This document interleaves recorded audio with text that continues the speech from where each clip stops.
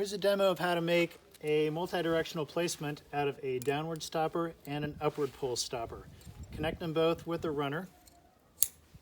Clip the runner through the upper carabiner and take the end of the runner and pass it around the upper carabiner one more time. So now you have 4 strands going through the top carabiner. Now if you pull down and crank on that, the friction holds this in place nicely. Maybe throw in another half hitch to hold it in place. Add a carabiner, and now we've got downward pull, upward pull, left, right. Nice multi-directional placement off of the 2 opposed stoppers.